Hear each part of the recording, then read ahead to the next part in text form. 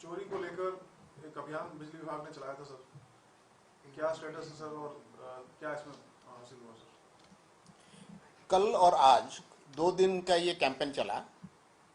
हमने कुल 978 टीम बनाए थे उत्तर और दक्षिण हरियाणा बिजली वितरण निगम को मिला के, और 22,180 प्रेमिसेस में हमने चेक किया है इन 2 दिन में, और हमने 3,729 चोरी के केसेस पकड़े हैं और कुल 13 करोड़ रुपए से थोड़ा ज़्यादा की रेवेन्यू हमने इसमें असेस किया है।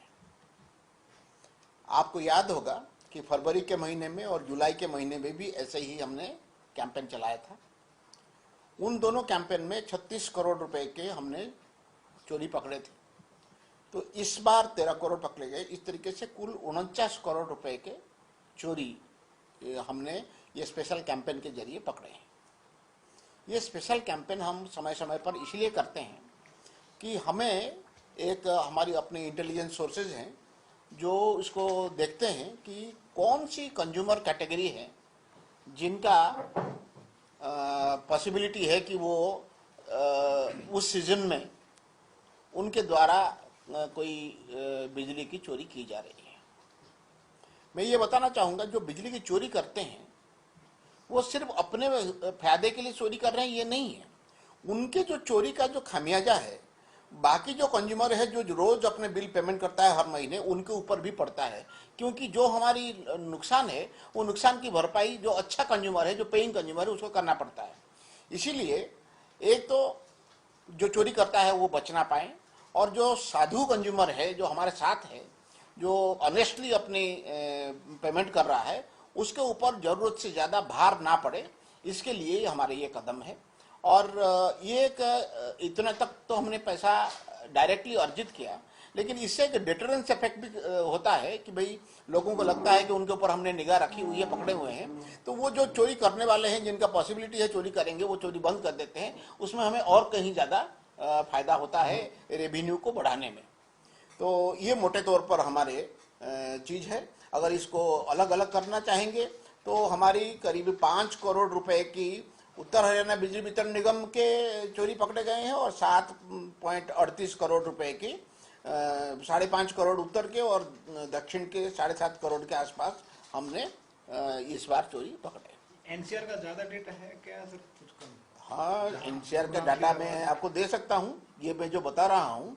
अब एनसीआर जो है उत्तर दक्षिण दोनों में है, तो आप अगर चाहेंगे जो ये क्यूमुलेटिव प्रोग्रेस मेरे पास है उसकी कॉपी मैं आपको दे दूंगा। मोटे तौर पर आप देखेंगे जैसे गुरुग्राम है, उसमें हमारे 2 सर्कल हैं, वो दोनों सर्कल में एक सर्कल में 171 और दूसरे सर्कल में 118, इस तरीके से करीब 3 करोड़ रुपए को वहाँ पकड़ा गया है। जो फरीदाबाद है उसमें 1.36 करोड़ का पकड़ा गया है।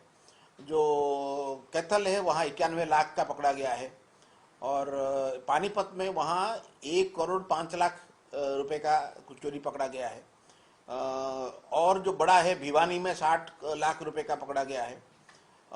इस तरीके से हमारी डिफरेंट जगह, कुरुक्षेत्र में 60 लाख का पकड़ा गया है, करनाल में 63 लाख का पकड़ा गया है, तो सोनीपत में 64 लाख का पकड़ा गया है, रोहतक में 60 लाख का पकड़ा गया है, झज्जर में 34 लाख का पकड़ा गया है। इस तरीके से ये क्या है, ये आपको एक देखने वाली बात है कि 22,000 प्रेमिसेस को हमने चेक किया और 3,700 चोरियाँ पकड़ी गई।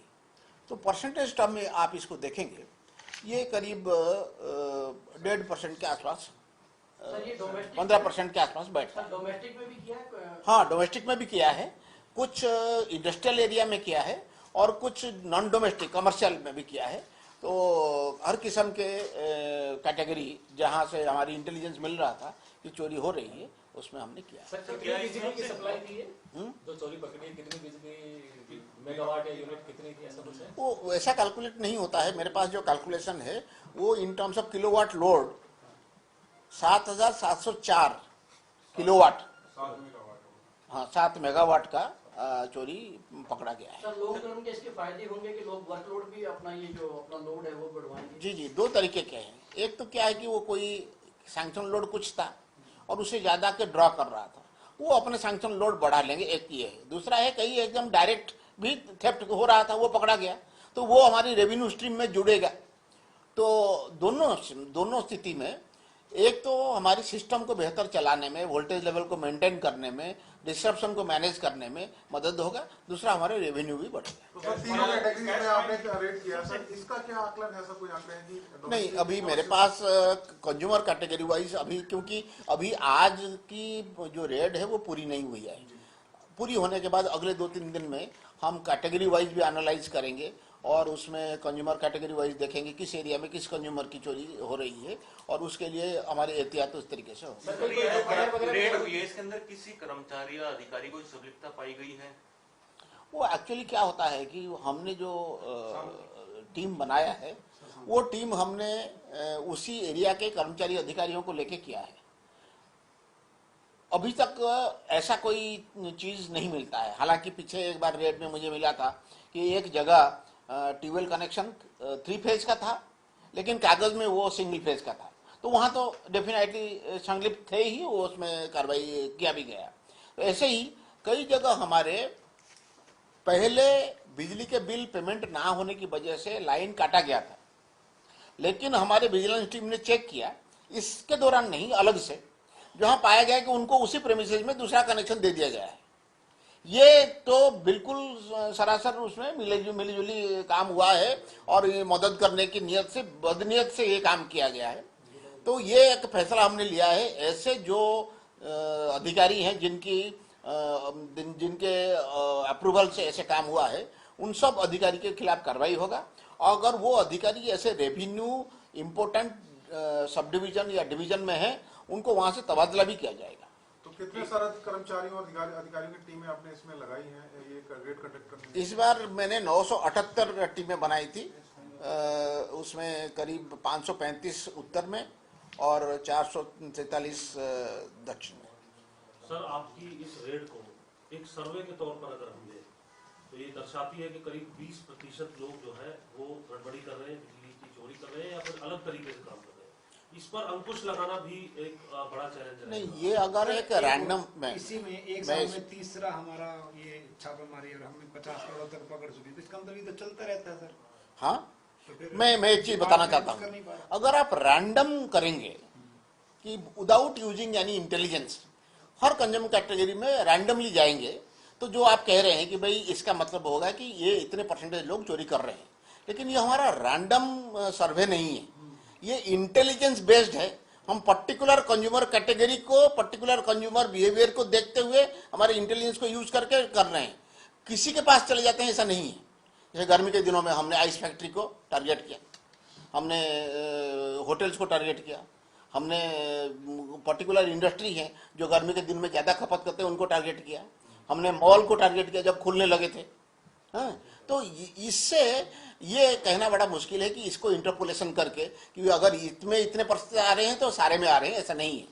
हम जैसे सड़क पर जितनी गाड़ी जाती है, कमर्शियल तो था ही ना सर, ये वाला ये कमर्शियल भी इसमें शामिल है, कमर्शियल को रखें तो कमर्शियल भी है और रेसिडेंशियल भी है और इंडस्ट्रियल भी है, तीनों कैटेगरी इसमें रहे। डिस्ट्रिक्ट की डिटेल्स आई सर, क्या डिस्ट्रिक्ट वाइज क्या सबसे ज्यादा कहाँ मामले मिले? अभी मैंने बताया सबसे ज्यादा गुड़गांव में, 2 हमारे गुड़गांव में सर्कल है, तो दोनों सर्कल मिला के 3 करोड़ के आसपास हमने गुड़गांव में पकड़ा है। हमने 1.36 करोड़ फरीदाबाद में पकड़ा है, हमने 1 करोड़ पानीपत में पकड़ा है। इस तरीके से हमारे वो है। बाकी जो है वो 50-60 लाख के आसपास कई सारे हैं। कैथल में 91 लाख पकड़े हैं। तो इस तरीके से मैं ये डिटेल आपके साथ साझा करूंगा कि किस सर्कल में कितना पकड़े गए हैं। तो कब तक चलती रहेगी सर? कब तक इसकी आज शाम को खत्म होगा, समाप्त हो गई है? आज शाम को खत्म हो रहा है ये कैंपेन का, लेकिन रोजमर्रा की जिंदगी में हमें जहां जहां खबर मिलता है रेड हम मारते हैं, उसमें उसके कोई ब्रेक नहीं लगेगा। अच्छा, वो तो स्पेशल ड्राइव खत्म हो रहा है, विशेष छापेमारी। और अगला स्पेशल ड्राइव कब होगा इसका कोई पता नहीं है, जब हमारा लगेगा होना चाहिए, हो सकता है। सर कोई एफआईआर वगैरह भी दर्ज होगी या पेनल्टी वाला? अभी जब हम पकड़ते हैं उसके 2 तरीके हैं। एक ये है कि हम कंपाउंडिंग के लिए उनको एक नोटिस देते हैं, जो पैसा जमा कर देता है फिर वो कंपाउंड हो जाता है। अगर वो कंपाउंडिंग में पैसा जमा नहीं करता है फिर उसके ऊपर एफआईआर दर्ज होता है, थेफ्ट के केस चलता है। सर इसमें कोई विरोध की भी खबर आई? हाँ, किसी एक आध जगह जो टीम गए थे वो शायद उन्होंने उनको करने नहीं दिया, कुछ समय उनको बंद करके रखा, मतलब उनको जाने नहीं दिया। लेकिन अभी वो स्थिति नहीं रहा। एक्चुअली चाहे गांव हो या शहर हो, अभी हमारे बिजली के कर्मी अभी लोगों के दुश्मन नहीं है। हम लोगों को एक अच्छा जिंदगी जीने के लिए, अपने बिजनेस चलाने के लिए, अपने इंडस्ट्री चलाने के लिए जो बिजली की जरूरत है उसको पूरा कर रहे हैं। इसीलिए हम उनके विकास में एक भागीदार के रूप में है, उनके सहयोगी के रूप में है। इसीलिए जो बिजली कर्मी और बिजली अधिकारी जब एनफोर्समेंट के लिए जाते हैं, वो टेम्पररी जिसके यहाँ जाते हैं, हो सकता है वो थोड़ा रिजेंटमेंट शो करे, लेकिन आमतौर पर हमें सहयोग मिलता है। उसके खिलाफ कार्रवाई हुई है नरवाना की घटना की या नाम अभी मैंने क्या कार्रवाई हुआ है उसको नहीं पूछा, क्योंकि वहां से निकल के वो टीम को दूसरी जगह जाना था, वो साथ साथ चल पड़े। जब वो सारा आज का हो जाएगा उसके बाद ग्रेविटी को देखते हुए उसके ऊपर निर्णय लेंगे। पुलिस में सर साथ में पुलिस है। सर ड्राइव से अलग एक सवाल, कोयले को लेकर क्या स्थिति सर फिलहाल आप क्या स्थिति? कोयले के जो स्थिति था, मतलब इससे पहले जो स्थिति था कि भाई हमें चिंता था, मैं पहले भी आपको बता चुका हूँ, हरियाणा में हम लोगों को इसको मैनेज करने के लिए हमने पहले से तय कर रखा था। कुछ समय के लिए 4-5 दिन की कोयला था, लेकिन अभी कोयला की आवक जो है वो बढ़ गया है और धीरे धीरे हमारी खपत भी कम हो गया है। अभी फिलहाल थोड़ा बारिश का मौसम रहा तो कल 12 करोड़ यूनिट से कम सप्लाई हुआ है, कोई बिना कट के। तो इसीलिए हमारे पास जो कोयला आ रहा है थोड़ा उसमें बच रहा है। जो हमारी एक नियम है कि हम करीब 3-4 हफ्ते के कोयला इकट्ठा करके रखते हैं, उसकी तरफ हम धीरे धीरे बढ़ रहे हैं। क्या सर जो हमारे पावर प्लांट्स हैं वो इतनी क्षमता है उनमें कि जो हमारी डिमांड है उसको पूर्ति कर सकें? अभी हमारे पास कितनी बिजली है सर और हम वैसे जो प्रोड्यूस कर रहे हैं? क्या हमें बाहर से बिजली खरीदने की जरूरत पड़ती है? क्योंकि कुछ ऐसा कई बार पॉलिटिकल सवाल नहीं है, मैं सिर्फ आपसे जानकारी चाह रहा हूँ। देखिए, ये सवाल जो है इतनी आसानी से इसका जवाब नहीं दिया जा सकता। सारा दिन में 24 घंटे में 18 घंटा हो सकता है मेरे पास बिजली हो और सरप्लस हो, लेकिन शाम के वक्त हो सकता है मुझे बिजली की जरूरत पड़ता हो। अब मेरे सामने 2 विकल्प है, मैं अपना प्लांट चलाऊं 24 घंटे के लिए और उसमें 6 घंटे की पूर्ति कराऊं, बाकी 18 घंटे की पूर्ति ना कर, बिजली मेरा जाया जाए या कम रेट में मुझे बेचना पड़े, या मैं सिर्फ 6 घंटे के लिए खरीदूं और बाहर से खरीदूं। तो ये एक टेक्नो इकोनॉमिक डिसीजन है, उसमें टेक्नोलॉजी भी इन्वॉल्व है और उसमें इकोनॉमिक कैलकुलेशन भी इन्वॉल्व है। मैं ये बताना चाहता हूं कि पिछले 1 साल में हमने बिजली नहीं है इस वजह से हरियाणा में किसी भी कंज्यूमर कैटेगरी के ऊपर कोई कटौती नहीं किया है। आप पिछले 1 साल में पिछले गर्मी को मिला के, अभी के जो कोयले की कमी के हालात को मिला के, हमने हरियाणा में कमी की वजह से बिजली की कोई कटौती नहीं किया है। और जब हम कहते हैं अपनी बिजली, जो बिजली हम खुद बनाते हैं और जो बिजली के लिए हमने कॉन्ट्रैक्ट कर रखा है, वो दोनों अपनी बिजली है। अडानी ने पावर प्लांट शुरू कर दी सर? नहीं, अभी तो जरूरत ही नहीं है। पंचकुला हम कब तक इन्वर्टर फ्री कर रहे हैं? कोई प्रोजेक्ट, पायलट प्रोजेक्ट? देखो, इन्वर्टर फ्री होने का मतलब अलग है। कोई भी कंज्यूमर अपने घर में खुद इन्वर्टर लगाता है ये सोच के, अगर मेरे पास बिजली का सप्लाई नहीं होगा, मेरा सप्लाई फिर भी रहेगा, कुछ एसेंशियल सप्लाई रहेगा। ये कंज्यूमर के अपने सोच के ऊपर निर्भर है, वो लगाना चाहता है या नहीं लगाना चाहता है। मैं दूसरी तरफ से इसको देख रहा हूँ कि जो हमारे 11 के भी लाइन है और जो 440 वोल्ट के लाइन जो आपके घरों तक जाता है, मैं देखना चाहता हूं कि कितने % टाइम वो लाइन अवेलेबल रहता है, चालू रहता है। अगर उस लाइन को हम 99% टाइम अवेलेबल रखते हैं तो हमारी तरफ से सिस्टम है, बिजली की सप्लाई बाधित नहीं हो रहा है।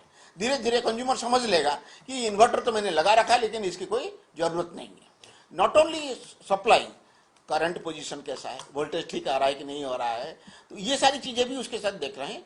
गुड़गांव और पंचकुला, ये दोनों शहर में हम सेक्टर बाय सेक्टर सिस्टम को स्टडी कर रहे हैं ताकि सिस्टम में ऑगमेंटेशन करके इंप्रूवमेंट लाके इस स्थिति में आ जाए कि 99% से ज्यादा सिस्टम अवेलेबिलिटी 11 के भी और 440 वोल्ट पे अवेलेबल होनी चाहिए। कब तक सुनिश्चित हो जाएगा? अभी काफी, मैं ये अगले हफ्ते कोशिश करूंगा देने के लिए पंचकुला के कि कौन कौन से सेक्टर में ऑलरेडी हम 99% के ऊपर सिस्टम अवेलेबिलिटी रखते हैं।